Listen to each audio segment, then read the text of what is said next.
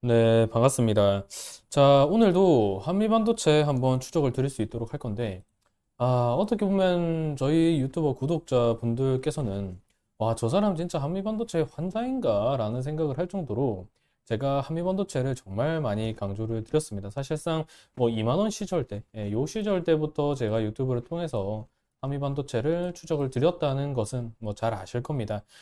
지금 10만 원까지 올라온 시점, 그러면 지금 한미반도체 이제는 너무 오른 것 아니냐, 뭐 이런 생각을 하실 수가 있는 부분인데 이 점에 대해서 저는 아직도 대형 호재거리가 많이 남아 있고 먹을 수 있는 구간이 많이 남아 있다라고 좀 판단을 하고 있습니다.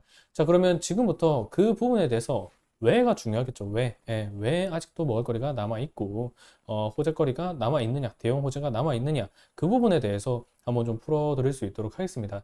자, 일단은 시간외에서 지금 약세를 좀 보이고 있죠. 0.1에서 마이너스 한 0.4% 정도까지 지금 예상 체결 흐름이 나오고 있는데 이 부분은 신경 쓰지 않으셔도 괜찮습니다. 일단은 시장이 한미반도체를 봄에 있어서 주목했던 거는 크게 두 가지입니다. 어떤 두 가지이느냐라고 한다면 일단은 한미반도체 자체적인, 그러니까 재료성은 아직 말씀 안 드렸습니다. 일단 한미반도체 자체적인 차트 흐름으로 봤을 때 첫 번째는 한미반도체가 과연 10만 원을 체크를 할 것인가, 그리고 두 번째는 뭐가 있어요? 한미반도체 시가총액이 10조를 넘어설 것인가. 이 부분이 시장에 상당한 좀 집중 관심사였다라는 거죠. 그렇다 보니까 최근에 한미반도체가 10만 1,500원을 체크했을 당시에 고점을 맞고 물량이 밀려나면서 그 다음날 음봉이 출현됨에 따라서 이거를 단순 추세에 있어서 눌림으로 해석하신 분들도 있지만 반대로 역으로 고점 시그널이라고 보고 빠진다라고 생각을 하셨던 분들도 많이 있었던 게 사실입니다. 하지만 그때마다 제가 아직까지 한미반도체 차트가 깨졌다라고 보긴 어렵다라고 좀 강조를 많이 드렸죠. 자, 그러면은 결국에 이 적당한 눌림, 계단식으로 짧은 N자 파동이 그려지고 있는데, 자, 일단은 10만 원이 돌파된 시점, 그러면 이제 시장 참여자들이 뭘 생각하기 시작하느냐라고 한다면, 10만 원이 테스트가 진행되고 나서 시총 10조가 되기 위해서는 못해도 10만 3천 원 공간까지는 올라와야 되는데 그 흐름을 가기 위해서 안정적으로 10만 원이 지지가 될 것인가, 그거에 대한 판단이 이젠 들어간다는 겁니다. 그렇다 보니까 10만 원이 돌파되면서 고점이 형성되었다라고 하더라도 10만 원 지지를 확인하기 위한 테스트 작업이 반복적으로 이어질 수밖에 없다라는 거죠.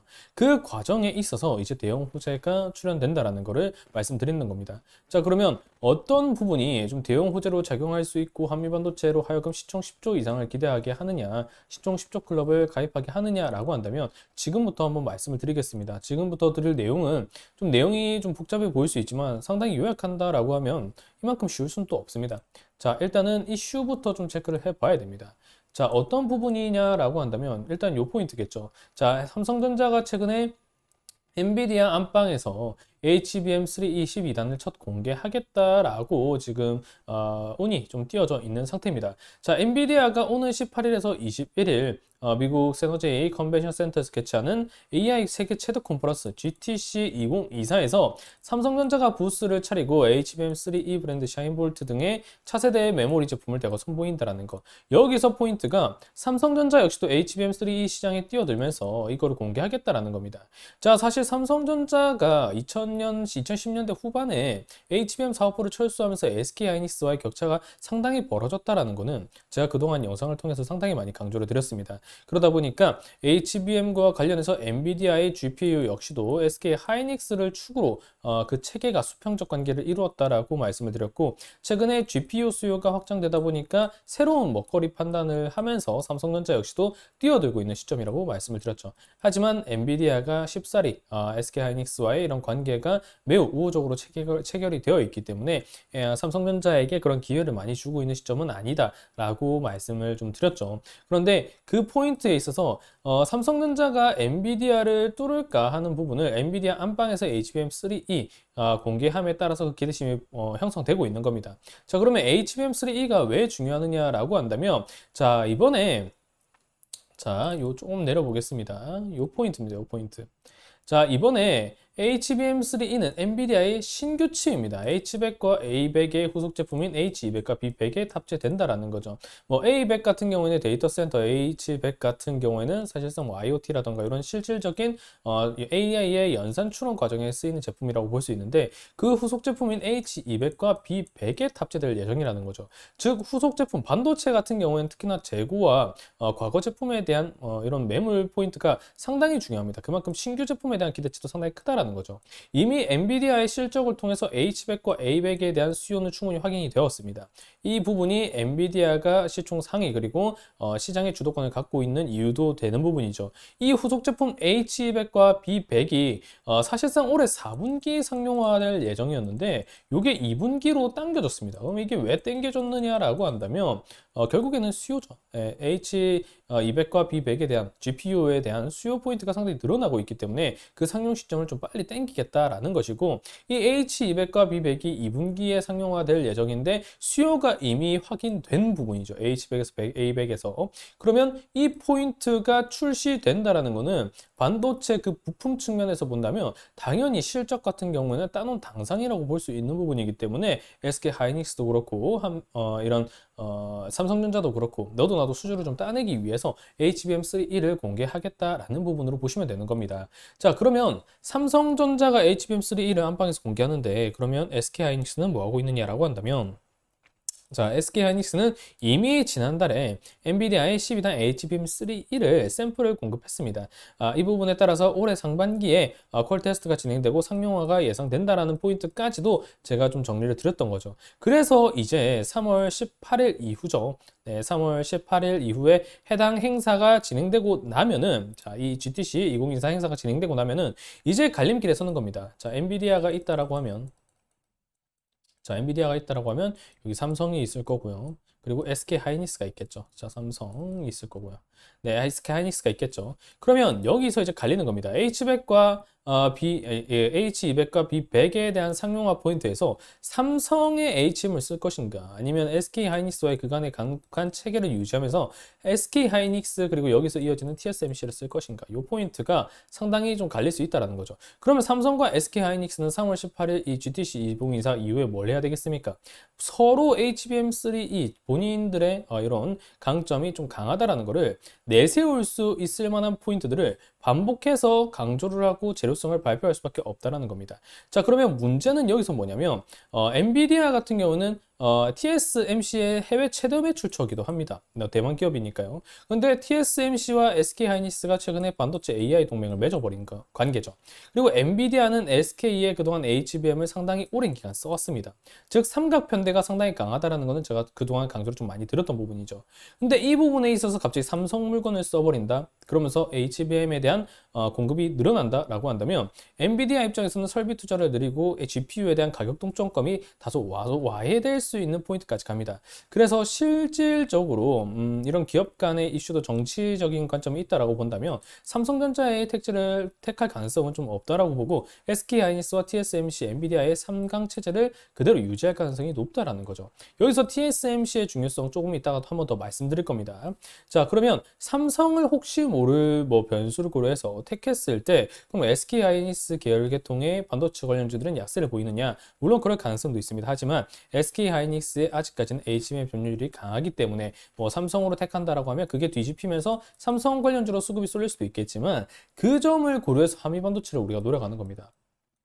자, 그럼 왜 이 시점에 고려해서 한미반도체를 노려가느냐라고 한다면, 물론 SK하이닉스를 택한다라고 하면 한미반도체, TC 본더 신제품 같은 경우도 SK하이닉스가 모두 수주를 가져가 버리는 상황이기 때문에 한미반도체의 상승 탄력은 매우 강해질 수 있을 겁니다. 하지만 지난해 10월쯤에 삼성과 한미반도체의 수주 포인트 계약과 관련해서 TC 본더라고 말씀을 드렸죠. TC 본더 수주와 관련해서 논의가 진행된 바 있기 때문에 삼성의 HBM이 개발된다라고 하더라도 결국에 MUF 기술을 통해서 진행을 하겠다라고 했는데 그 MUF 기술이 도입되는 그 과정에 있어서 TC 본더 그 구멍을 내야 되는 부분이 있기 때문에 열 압착 기술인 한미반도체 TC 본더 시장 장악력이 삼성으로 하여금도 유지가 될 수 있다라는 겁니다. 결국에 HBM을 만들기 위해서는 마이크로 범퍼를 넣기 위해서 TC 본더 공정이 들어갈 수밖에 없는데 삼성이 되든 SK 하이닉스가 되든 물론 삼성이 된다라고 하면 한미반도체의 단기적인 투심이 흔들릴 수는 있겠지만 결국에는 SK가 되든 삼성이 되든 떡고물은 한미반도체로 떨어질 수밖에 없다.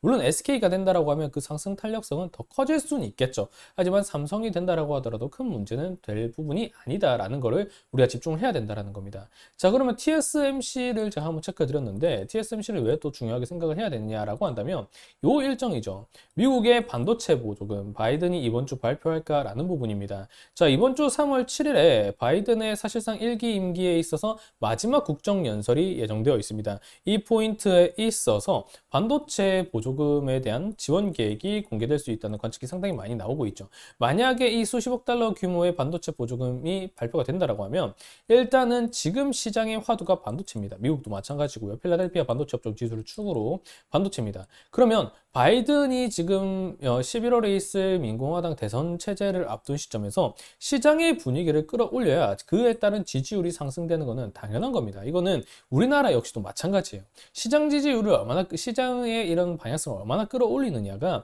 결국에는 곧 지지율로 이어진다고 볼 수가 있는 거죠. 그 측면에서 보면 바이든 정부 역시도 반도체에 대한 지금 자국 내 엔비디아가 상승세를 보이고 있을 때 보조금 규모를 발표할 가능성이 매우 높습니다. 그 반도체 보조금 같은 경우에 지금 일단 기본적으로 파운드리에 좀 치중이 되어 있는 모습입니다. 그러다 보니까 TSMC를 비롯해서 우리나라의 삼성과 SK 하이닉스 역시도 수혜를 받을 가능성이 좀 높아지고 있는 시점인데 파운드리 측면에서 지금 가장 높게 점쳐지고 있는 게 바로 TSMC죠.